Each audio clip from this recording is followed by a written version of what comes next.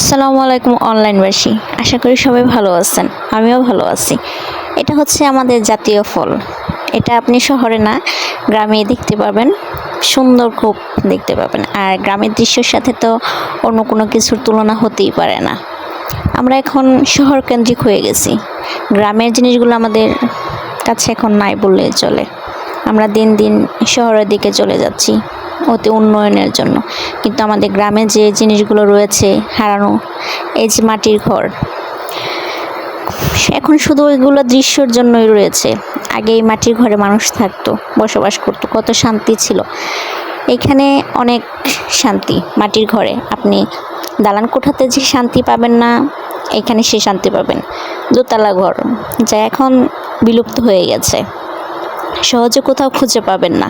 কারণ হচ্ছে এখন সবাই হচ্ছে আপনার বিল্ডিং তৈরি করছে, যার কারণে এই মাটির ঘরগুলা এখন আর কেউ তৈরি করছে না, বা আমরা চাইলেও এখন মাটির ঘরগুলা দেখতে পারি না। হঠাৎ হয়তো দেখা যায় অপরূপ সৌন্দর্য, কি নিখুঁত হাতের কাজ ছিল।